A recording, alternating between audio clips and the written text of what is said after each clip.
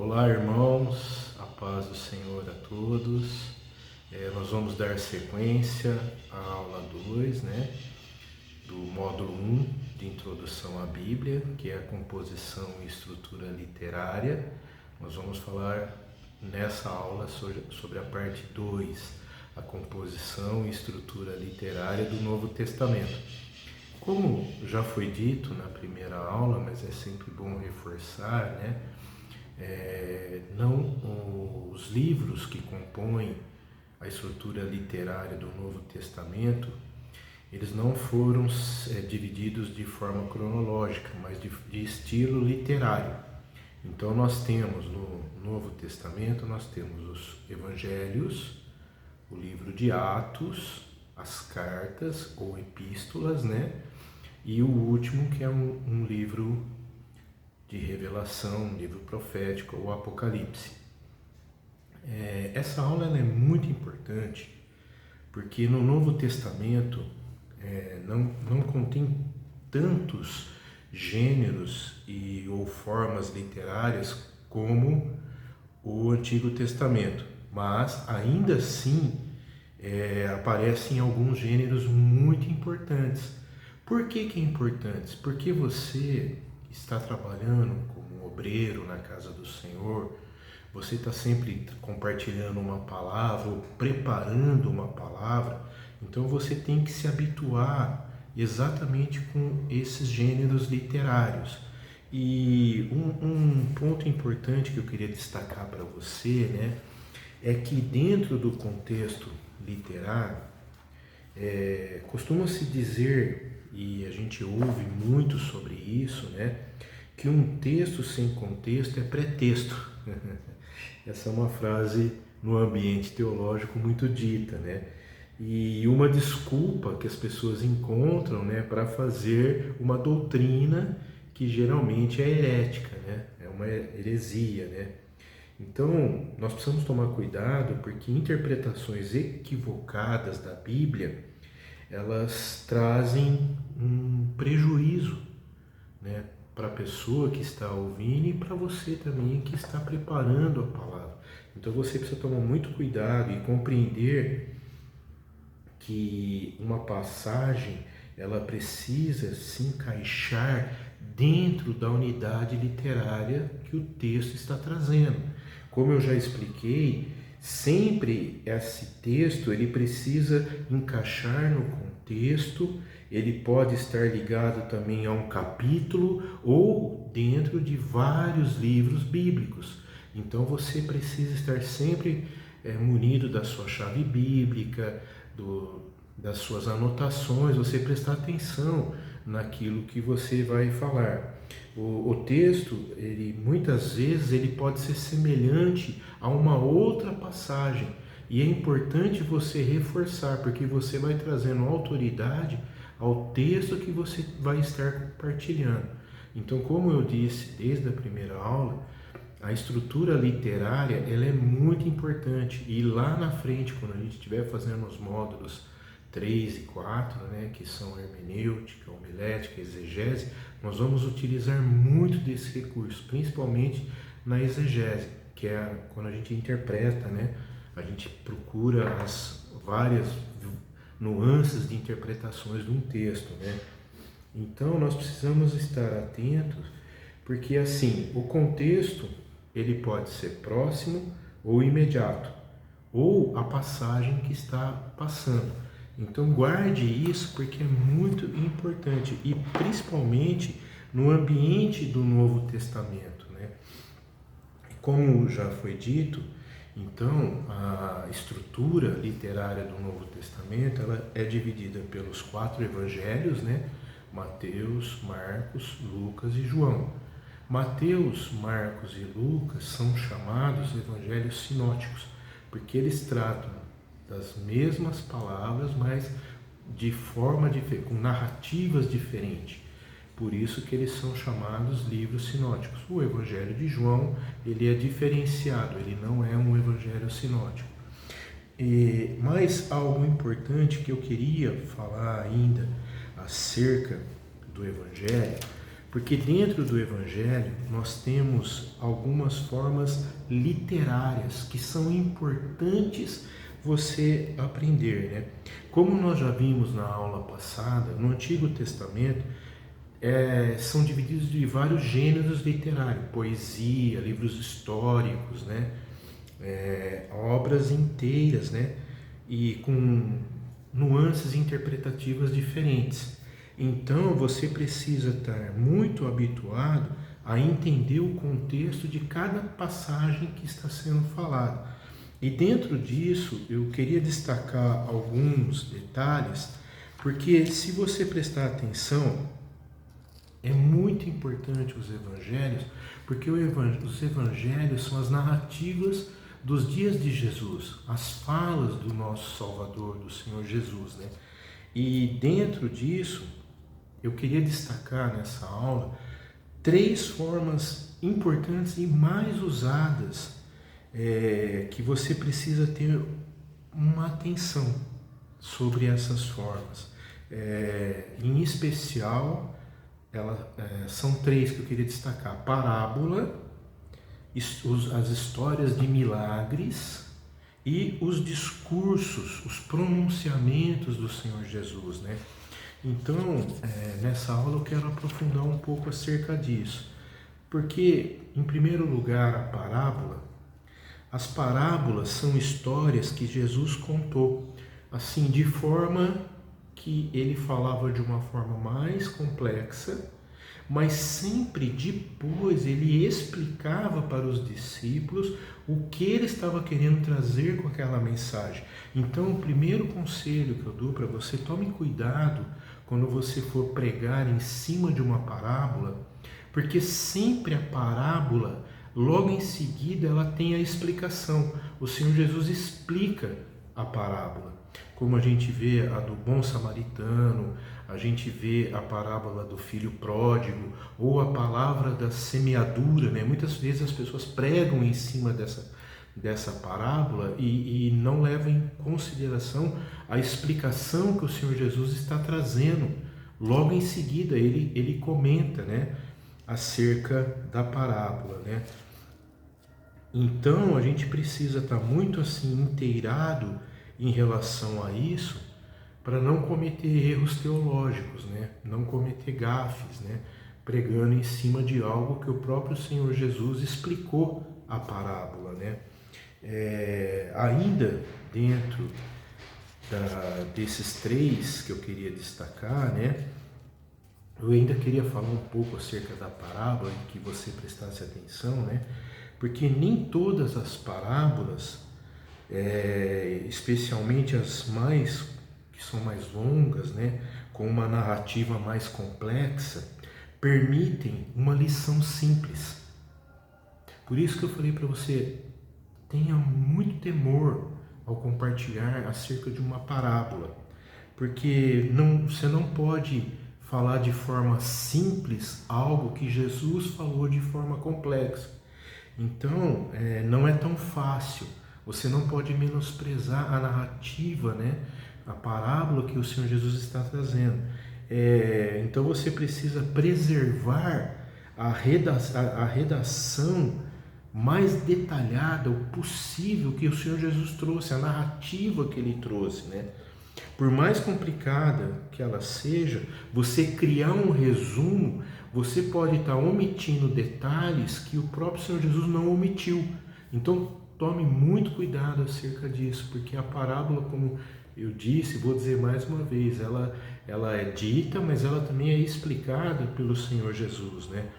Então, por exemplo, se a gente pega a parábola do bom samaritano e como um bom exegeta, um bom intérprete do texto bíblico, né, nós devemos nos esforçar para preservar os detalhes que o Senhor Jesus coloca ali.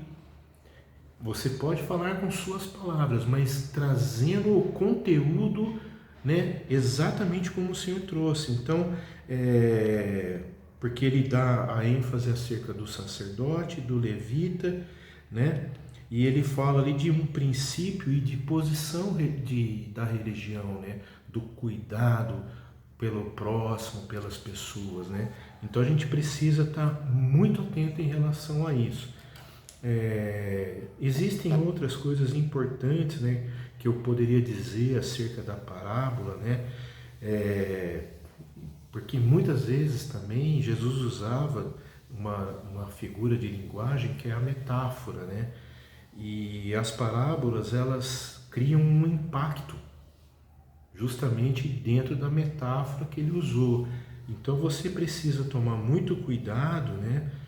Porque ao você interpretar ou trazer uma mensagem acerca da parábola, você não fugir do estilo metafórico que o Senhor está usando, ou a forma como Jesus expressou, né?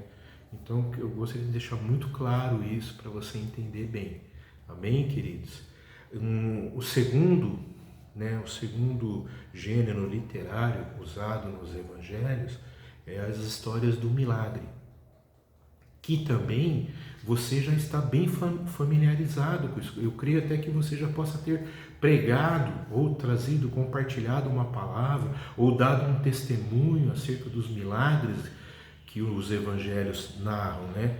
E aqui você precisa entender a importância do estilo literário, porque as histórias de milagre, ela é uma outra forma literária que consta nos evangelhos, e ela sempre está contando uma história, porque um milagre bíblico é um acontecimento muito surpreendente. Jesus, ele mudava a história de pessoas, mudava a história de circunstâncias, né?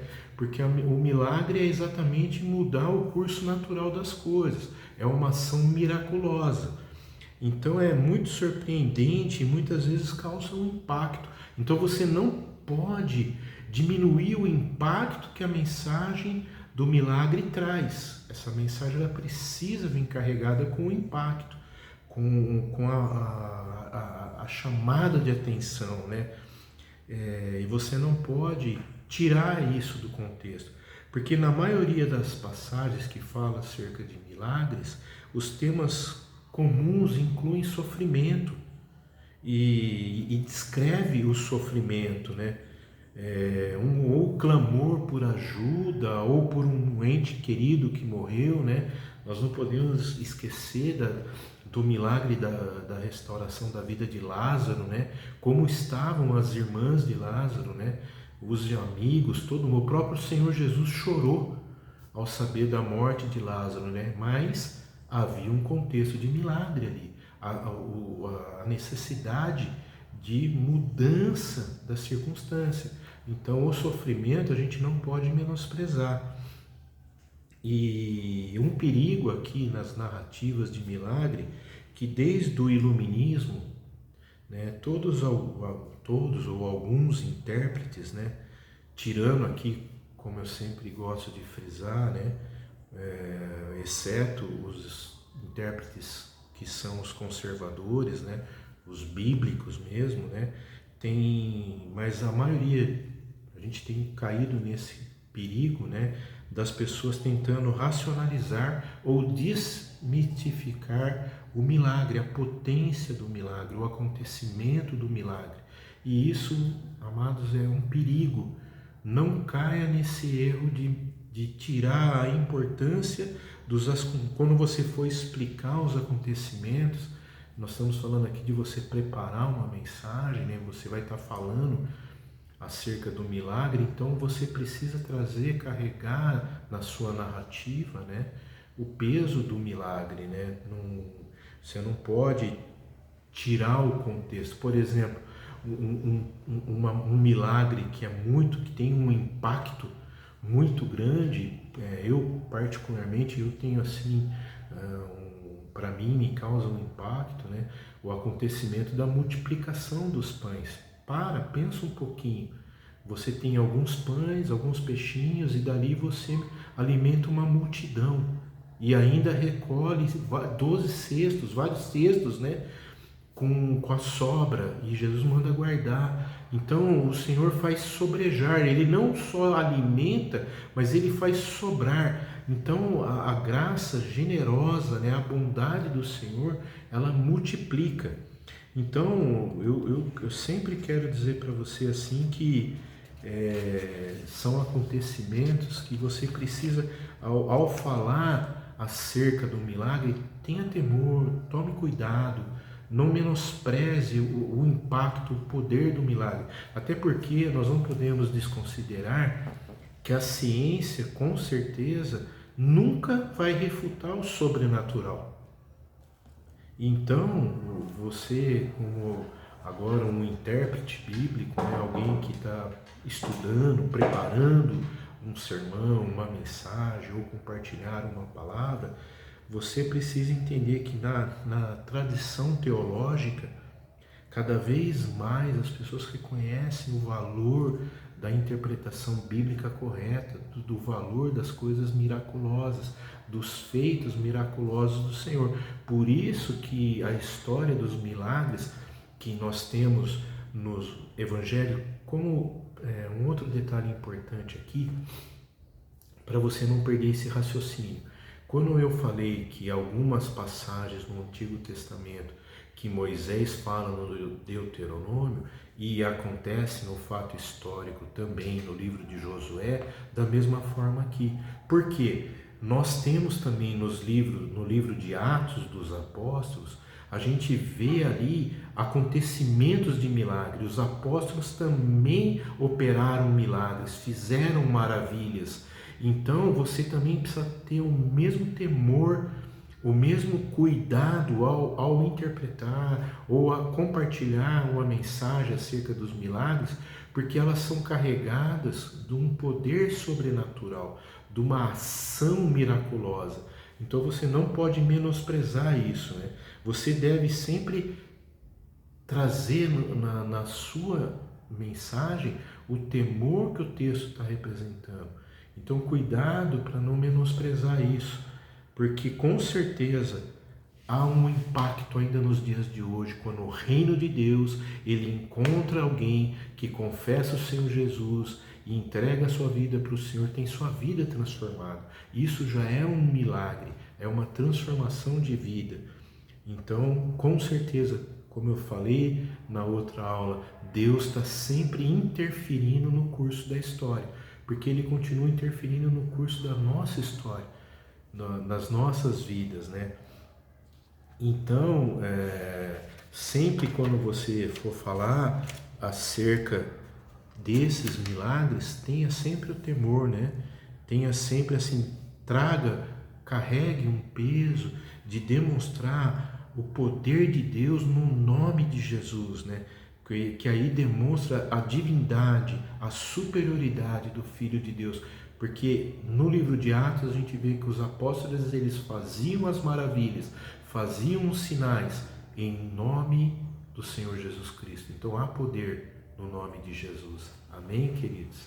E o terceiro estilo literário são os discursos, né? Ou alguns na teologia também chamam de histórias de pronunciamento, né? Então ela é uma importante e distinta forma literária que a gente encontra nos evangelhos. Ela recebe várias classificações, né? Paradigma, discursos, conflitos, né? Então o Senhor Jesus teve embates, Jesus teve vários embates com os fariseus, Jesus teve vários discursos com reis, com governadores, né? E os apóstolos também tiveram. Então a história, todos os discursos, a gente também, o célebre Sermão da Montanha, né? Ali a gente tem um discurso do Senhor Jesus, né? Então é muito tremendo a gente ver como que a fala, o pronunciamento profético, o pronunciamento espiritual, o discurso, né, carregado de unção do Senhor, né? Quando Pedro se levanta ali em Atos 2, quando todos achavam que as pessoas estavam embriagadas, né? Ele se levanta e ele faz um pronunciamento de toda a história. Quando Tiago também faz o pronunciamento, quando Estevão também fez um pronunciamento, né? Então essas histórias Essas narrativas, elas são muito importantes também. Há ainda também, e aqui eu queria destacar que é muito importante você, porque mais uma vez, né, você tem muita familiaridade com o Novo Testamento. Eu creio que assim você tem sempre preparado mensagens, visto, então algumas passagens que eu vou citar aqui agora, você vai falar, poxa, eu já tinha falado sobre esse tema e não sabia disso. Então, preste atenção à importância do estilo literário. E dentro de uma classificação do estilo literário, há também as figuras de linguagem. Então, e aqui eu quero ler uma coisa importante aqui, porque há figuras de linguagens que elas são comuns a todos os idiomas, mas há também algumas que são próprias da língua ou de um grupo linguístico ou de uma cultura, né? No Novo Testamento a gente vai encontrar muitas figuras de linguagem e outras próprias do antigo universo semita ou grego da cultura helenista, né? Então, como acontece em qualquer texto, várias figuras de linguagens ou de culturas bíblicas, né? Elas se perdem na tradução, como eu estava explicando, do estilo poético, né? Da poesia hebraica, ela se perde porque na tradução para o português nós não temos, como a língua semita, né? Ela é consonantal, então alguns salmos, alguns provérbios, né? Eles começam com a primeira letra do alfabeto hebraico, que é uma consoante, e no português às vezes não é bem assim, começa com vogais, né? Então a gente precisa, a gente perde um pouco essa figura do estilo poético da poesia hebraica, né? Mas mesmo assim, algumas acontecem na língua portuguesa também. E eu queria destacar, são várias, mas eu queria destacar as mais importantes. Então eu queria que você prestasse atenção nisso, porque, por exemplo, a primeira que eu queria destacar, que acontece muito nos evangelhos, é o pleonasmo. O que é o pleonasmo? O pleonasmo ele é uma figura de linguagem que ela é uma repetição de um termo que já foi expresso. Também ela pode ser a repetição de uma ideia que já foi sugerida. Algo, ele está destacando algo, né? É a intenção de dar mais clareza, mais ênfase àquilo que o autor, né, ele está querendo falar. Então, no texto de Marcos, por exemplo, Marcos 4, dos versículos 35 e 41, se a gente fosse fazer uma tradução rasa da expressão grega ali para a palavra força do vento, a gente perde, porque no português ficaria assim, uma tempestade de vento. Então, na figura de linguagem, no grego, ela não é assim, ela tem essa máxima, né? Esse pleonasmo dá uma força para a tempestade, né? E no português a gente vê a tradução ali que é uma grande tempestade de vento, né? Então a gente coloca um adjetivo ali grande, né? Então a gente vê que ficaram a mesma, e no finalzinho, no versículo 41, 4:41, né? A gente vê de novo um pleonasmo, quando a gente lê o final, ficaram amedrontados com medo. Então, amedrontados com medo, né? Então ele dá uma ênfase para o que eles estavam amedrontados, né? Uma outra figura também que o Senhor Jesus usou muito é a hipérbole, né? E a hipérbole, ela é uma figura de linguagem que ela é usada quando se deseja explicar uma ideia exagerada. O exemplo, Jesus falou assim, tira a trave que está no teu olho para falar do cisco que que está no olho do teu irmão. Então Jesus ele usava essa hipérbole, dá uma super ênfase, né, ou aumenta muito de forma exagerada para mostrar a discrepância que há entre um e o outro, né? E Jesus sempre usava para realçar aquilo que ele estava querendo falar, né? Ou uma outra também figura de linguagem que o Senhor Jesus gostava muito de usar era a ironia.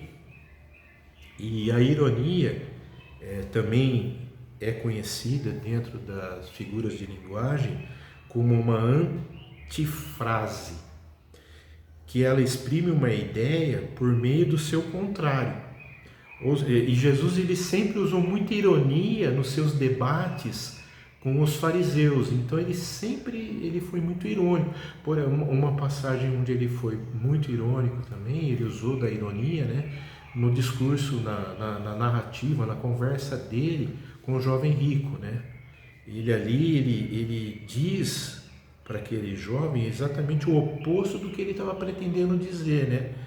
E então é um exemplo, inclusive, de ironia dramática, né? Porque com certeza aquele jovem saiu muito entristecido porque ele não queria ter ouvido aquilo que foi o que o Senhor Jesus falou, né? Então, mas ainda existe muitas outras figuras de linguagem, a gente não teria tempo aqui de tantas que são, né? Mas mais nos módulos de hermenêutica e homilética a gente vai estudar um pouco mais a fundo isso, porque você vai ver muito acerca de questão retórica, você vai ver os paralelismos também, como a gente viu no Antigo Testamento. No Novo Testamento também existe muito paralelismo, né? Inclusive, falando semanticamente, né? Ele é uma afirmação da primeira parte do versículo, é repetida de forma variada na segunda. Então isso também Jesus usou muito disso, os apóstolos, Paulo principalmente também usou muito de paralelismo, né? João também usou bastante, né? Em verdade vos digo, né? E há também o quiasmo, né? Que é uma característica de figura de linguagem que é típica do pensamento hebraico. Então ela em geral ela é uma estrutura que cruza as frases, né? Então a gente vê muito quiasmo no livro de Salmos e no livro de Provérbios, mas também em algumas passagens no Novo Testamento, em algumas cartas de Paulo, a gente vê o quiasmo também. Então é muito importante a gente entender. Um último e também não pouco importante são as metáforas. Jesus usou muitas metáforas. Então, a metáfora é uma figura de linguagem que consiste em dizer uma coisa é outra porque existe certa semelhança entre elas. Então, Jesus usou muitas metáforas em seus discursos, né?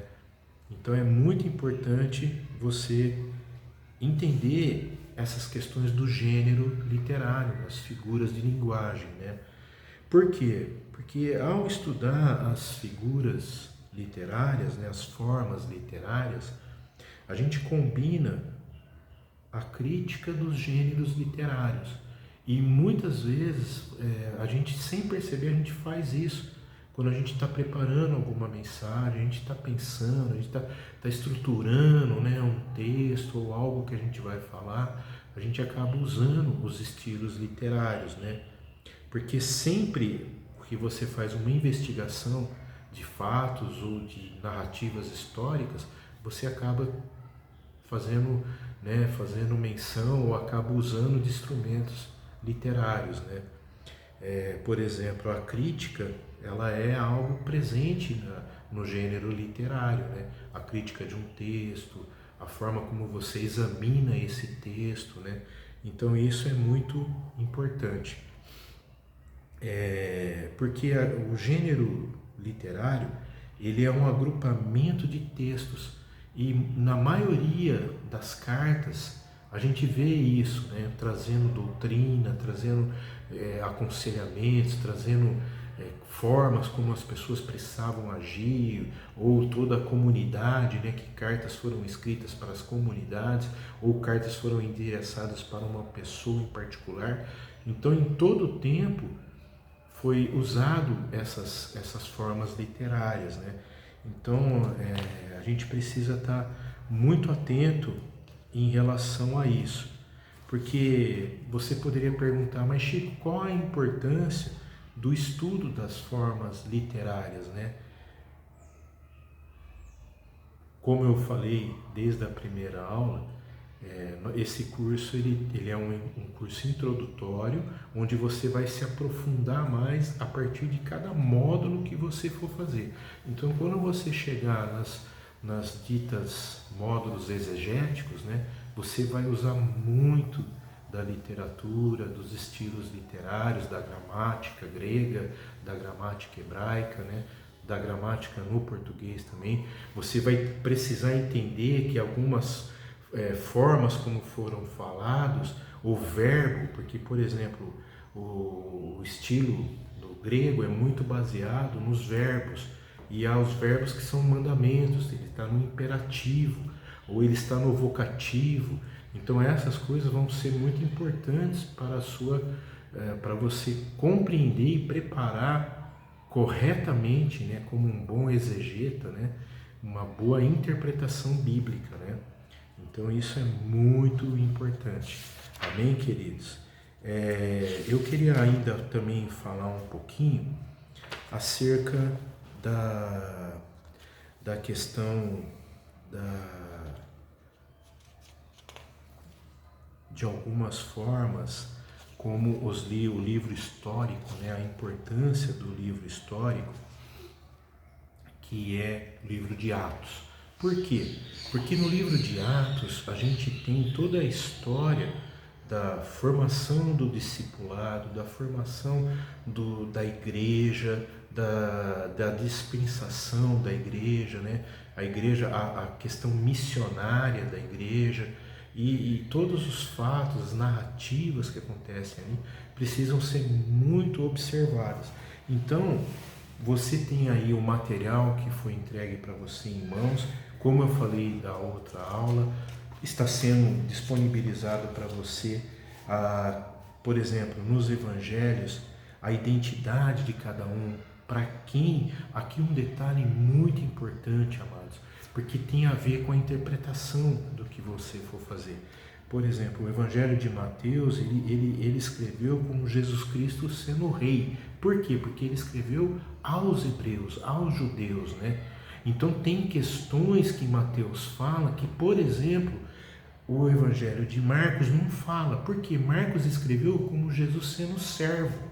E ele escreveu aos romanos. Então muitas coisas da literatura hebraica os romanos não entenderiam. Por isso que a gente encontra no livro de Mateus algumas diferenças para o livro de Marcos. O Evangelho de Lucas, ele trata Jesus como Filho do Homem, Salvador perfeito, e João como Filho de Deus. Então cada um desses aí, como eu falei, Mateus foi escrito especialmente aos judeus, Marcos aos romanos, Lucas já escreve de uma forma mais helenista, ele escreveu para os gregos. Então, eu estava falando acerca dos milagres, né? Você vai ver que o Evangelho de Lucas, ele dá uma ênfase especial à narrativa dos milagres. Ele conta em detalhes. Então, quando você vai trazer uma mensagem, por exemplo, que está no Evangelho de Mateus, acerca de um milagre, não desconsidere o Evangelho de Lucas, porque às vezes Lucas ele traz detalhes. Ele era minucioso em falar, por ele ser um médico, então ele tinha um impacto, aquilo que eu falei, a narrativa do milagre, ela tem um impacto espiritual, né? E Lucas, sendo médico, ele fazia muito bem isso, né? E também a gente tem a genealogia e uma explicação um pouco mais detalhada de cada um dos evangelhos, depois das epístolas, né? A quem foi escrita, a forma que foi escrita, por que foi escrita, o ano que foi escrita, né?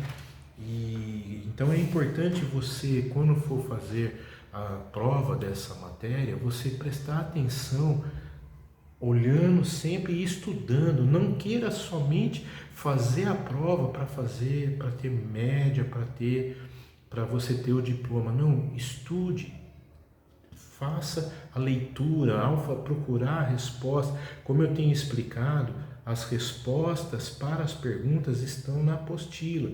Você precisa ler para se inteirar. Então é muito importante você estar atento em relação a cada um desses pequenos resumos que foi entregue para vocês, né? Então, encerrando um pouco essa matéria, né? Eu queria dizer que existem ainda outras formas literárias no Novo Testamento, e a maioria das figuras de linguagem, elas prevalecem nos evangelhos. É nos evangelhos onde a gente encontra, porque na verdade a gente estima que Jesus comunicou mais de 90%, presta atenção, amados, 90% do estudo de Jesus, ele no seu ensino, né, ele falou em linguagem poética ou figurada, usando figuras de linguagem, como eu falei, hipérbole, retórica. Então você precisa prestar atenção a isso, as figuras de linguagem, né? Isso porque ele sempre queria trazer um impacto para os seus ouvintes. E eu vejo que da mesma forma hoje nós também temos que carregar essa mensagem. Quando a gente for trazer a mensagem, nós não podemos deixar de considerar que a mensagem do Evangelho ainda traz esse impacto na vida das pessoas que vão ouvir. Então nós precisamos ter muito temor em relação a isso, né? Ainda falando do livro de Atos, a gente não pode desconsiderar a importância do Pentecostes. Então, quando você está fazendo assim uma exegese, um estudo mais aprofundado, você precisa ter cuidado e para entender e não descaracterizar a mensagem que está sendo trazida ali, a importância do Espírito Santo na nossa vida, porque é o Espírito Santo que causa todo esse impacto na mensagem ao qual nós trazemos, né? E eu queria também trazer ainda no final aqui um ponto assim para você prestar atenção, que sempre o chamado para cada um de nós como intérpretes da Bíblia, como aqueles que ensinam ou que ministram ou que estão lendo a Bíblia, a gente precisa entender que há uma mensagem. A Bíblia, ela é um livro milagre, então há uma mensagem. A palavra que é lançada da mensagem da Bíblia, ela não volta vazia, ela sempre causa um impacto. Então tenha temor ao preparar, né, ao se consagrar para estudar, né? Tenha sempre no coração um espírito quebrantado, esteja submisso àquilo que o Espírito Santo quer te usar, aquilo que o Espírito Santo quer falar, aquilo que o Espírito Santo quer fazer através da sua vida. Então, um conselho, né, algo assim, uma palavra final aqui nessa aula que eu queria deixar para você, você está se empenhando para desenvolver a sua vida espiritual, a sua consagração nas coisas do Senhor. Então tenha muito temor pelas coisas do Senhor. Não estude a palavra de forma rasa, de forma simples. Tenha sempre o cuidado, ore antes, busque a presença do Espírito Santo na sua vida, né? Para você não cometer erros e com certeza você não corromper a mensagem que você está preparando, mas sempre com santo temor, buscando no Espírito Santo que a mensagem que você for compartilhar alcance vidas, traga cura, traga libertação, traga bênção na vida das pessoas. Amém, queridos? Eu quero, me perdoem, eu sei que são alguns termos assim, difíceis, né? Às vezes você pode pensar, nossa, mas eu não estou entendendo esses termos. Não se preocupe com isso. Eu não quero que você fique com dúvidas. O importante é você guardar que a Bíblia ela foi escrita dentro de um gênero literário e você não pode desfigurar esse gênero literário, você precisa respeitar isso. Então é muito importante, tem alguma dúvida, pergunte. Eu tenho falado, né, eu não estou presencialmente nesta aula, mas se você ficou com alguma dúvida, não fique com dúvidas. Fale para o Zé Pereira, fale para o seu pastor, né, e que eles me transmitem a sua dúvida, né, ou na próxima aula a gente pode abrir tirando algumas dúvidas, né, porque é muito importante que você entenda e compreenda bem para a gente avançar nesses estudos. Como eu estou sempre dizendo, não desanime. O caminho é longo, mas é uma bênção. É um caminho que traz conhecimento, que traz proximidade com as coisas do Senhor. Amém, queridos? Eu quero te agradecer por todo o seu empenho e dedicação em aprender as coisas do Senhor. O Senhor te recompense. Amém, amados? Um abraço. Deus abençoe a todos.